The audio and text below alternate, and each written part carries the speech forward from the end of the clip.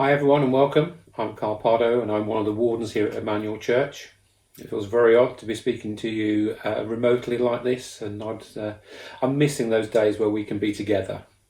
That said, for the time being, we've just been announced we've got another at least 3 weeks of lockdown, so we're going to do our best to communicate to you on a weekly basis, provide you any updates and insights that we can do.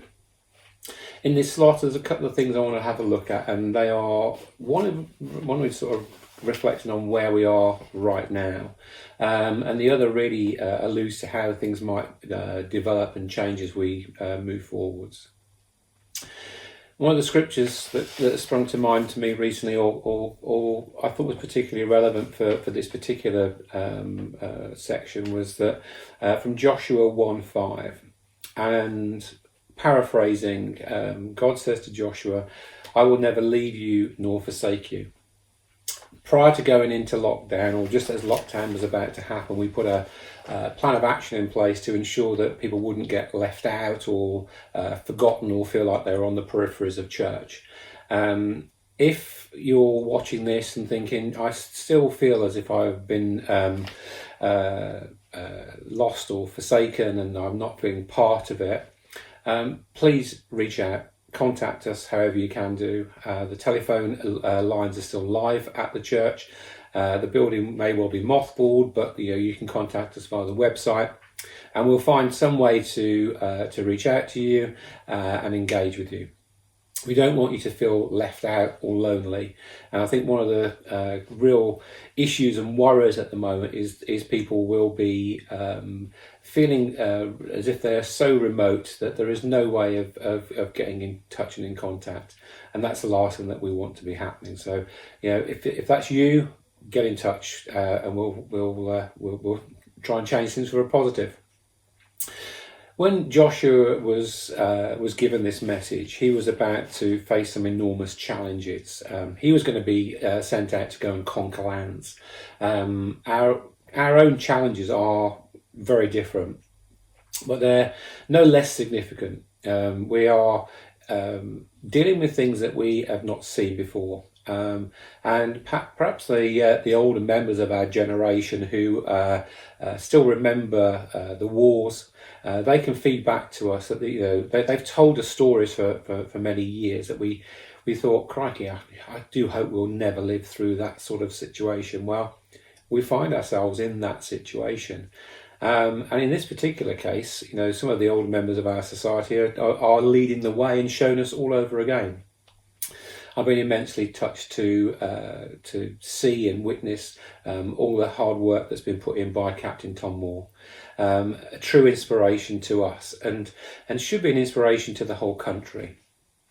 We as Christians are expected to be an inspiration and a guiding light.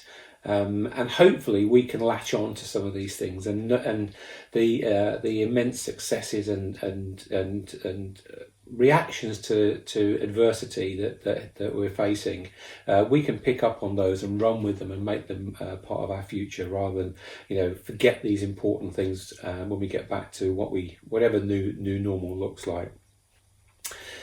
When we set ourselves objectives, and in this case, the objective set by Tom Moore was I'm sure he felt was hugely challenging at the time, but he was hoping to raise hundreds and thousands of pounds for the NHS, and ended up raising, well, at the time of recording this, over 17 million. If we only do things in our own strength, and we only set objectives that we think are reasonably easily achievable, we may miss God's input in our plans and our hopes and our forecasts.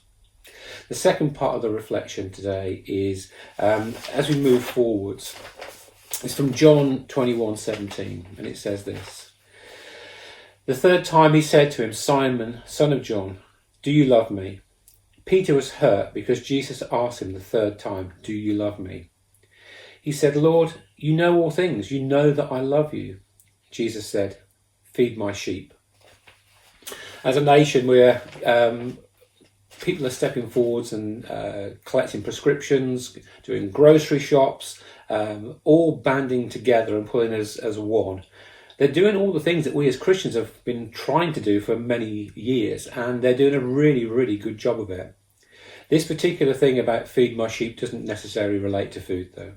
When we come back together, we need to remember all the positives that we can take out of this.